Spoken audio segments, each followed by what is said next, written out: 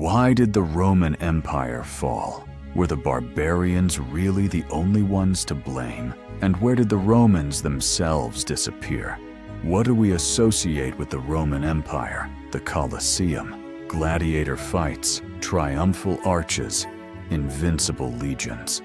The Romans built aqueducts, massive concrete structures, sewer systems, and roads still used today. But everything comes to an end. The Roman Empire ceased to exist in the 5th century AD. September 4th, 476, is considered the dividing line between Antiquity and the Middle Ages. On this day, the last emperor of the Western Roman Empire, Romulus Augustulus, abdicated the throne. The Eastern Empire, which we call Byzantium, survived for another 1,000 years. But it is the fall of the Western Empire that is considered the end of Roman history. Let us examine the 3 main reasons for the fall of Rome. The Great Migration of Peoples, Strasbourg. The year is 1518, an ordinary city, living an ordinary day. The Romans fought wars throughout their entire history. For example, against barbarians, Celts, and Germanic tribes. We often imagine barbarians as uneducated savages, but that was not entirely true. They had their own traditions and customs. Many of them would later become part of European culture. At its height, Rome either subdued the barbarians or pushed them beyond the limes, the imperial border. Later, Rome stopped expanding its territories and shifted to defense. And then, the Great Migration of Peoples began. What did this mean for Rome? The Romans were losing control over their borders. By the middle of the 4th century, the Huns, Asian nomads, rode into Europe. Can you imagine warriors who seemed to be born in the saddle?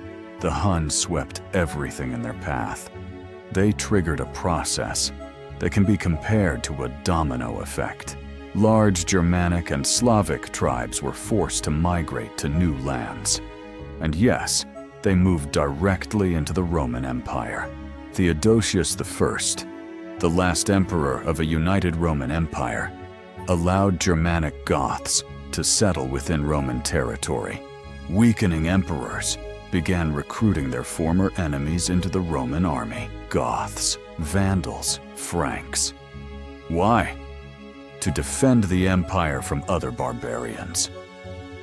Over time, these tribes began influencing Roman economy and politics. In fact, the reasons behind the Great Migration were complex. One of them was climate. Winters became colder and longer. Nomadic peoples were forced to migrate. Reason number 2. Weakness of the state. The Roman Empire had been gradually weakening since the 3rd century. Emperors increasingly came from the army, or became mere puppets in its hands. For many of them, great luck was to die a natural death. During the famous era of the soldier emperors, as many as 6 rulers could rise and fall within a single year. This was an unhealthy system. Rulers changed like the seasons. The Roman army continued to grow, but its combat effectiveness kept declining. Corruption flourished. The emperor's inner circle cared only about their own wealth. Some emperors, such as Diocletian, managed to stabilize the situation for a time. But the problems never disappeared. They continued to accumulate. By the end of the 4th century, the Roman Empire was already in agony. On August 9th, 378, the Battle of Adrianople took place. The Roman army was defeated by the Germanic tribe of the Visigoths. In this battle, Emperor Valens was killed. Later, his successor, Theodosius, divided the empire in 395 into eastern and western parts. Just imagine it. Barbarians everywhere, chaos, everything collapsing. The borders were under threat almost everywhere. One emperor could no longer handle all these problems. This is how the process of imperial collapse began. The eastern part of the empire, with its capital in Constantinople, was wealthier and better governed. The Western Empire, with its center in Rome, was slowly dying. Toward its final years, its capital would move to Ravenna.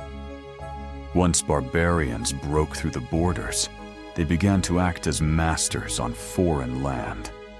In 408 and 409, the Visigoth leader Alaric besieged Rome, and Rome paid him off with gold.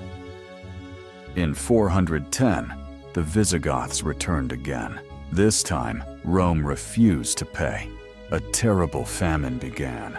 It went so far that even cannibalism was reported. In desperation, slaves opened the city gates. For the first time in 800 years, Rome was captured by a foreign army. The city was looted, but Alaric spared Christians and those who sought refuge inside churches. Rome was lucky. The Germanic leader was an Arian Christian, one of the early branches of Christianity. From that moment on, the empire no longer appeared invincible to other peoples. But Alaric at least spared the temples. The Vandals, who sacked Rome in 455, were far less merciful. They destroyed temples, ancient monuments, and libraries. This is where the word vandalism comes from.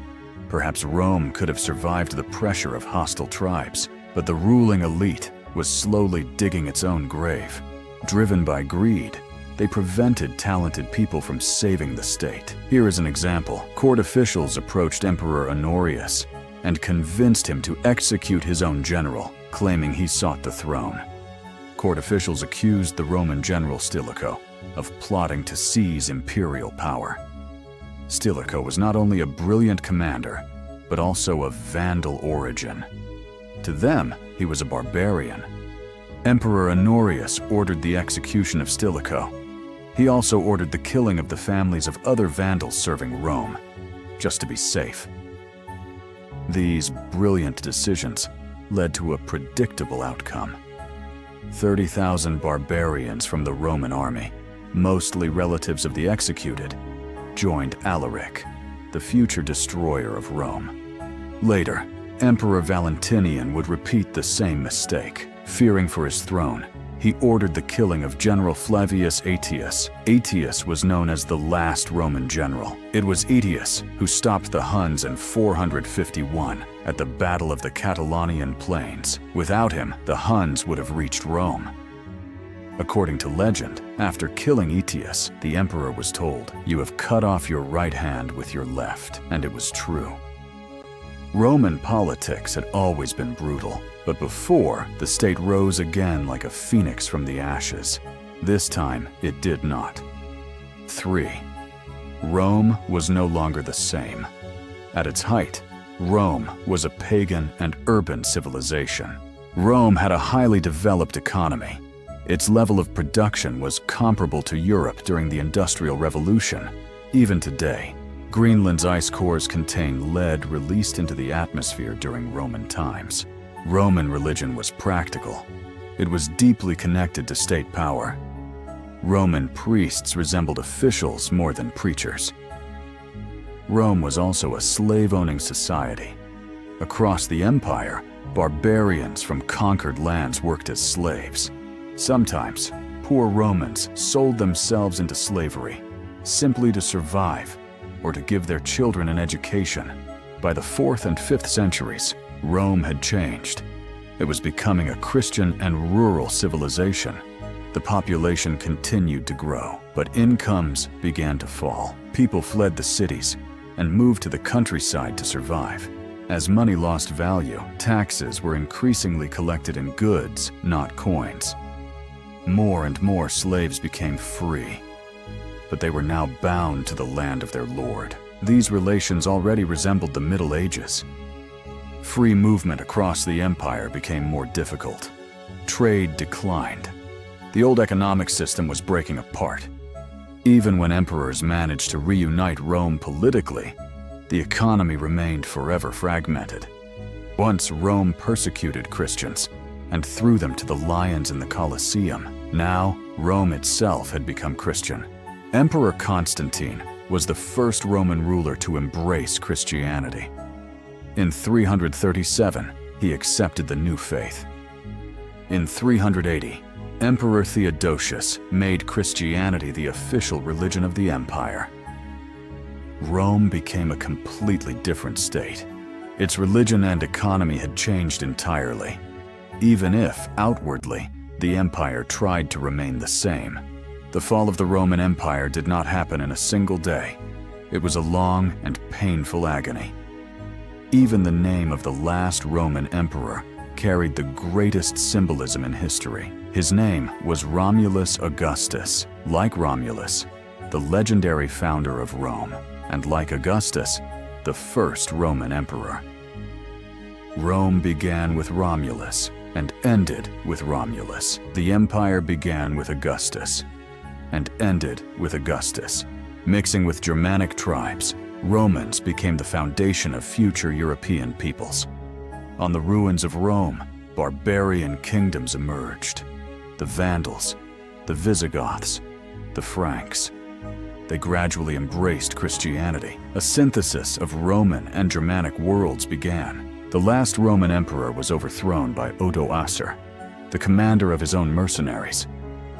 Odoacer sent the purple robe and the imperial diadem to Constantinople. They never returned to the West. This moment is considered the fall of the Roman Empire and the beginning of the Middle Ages.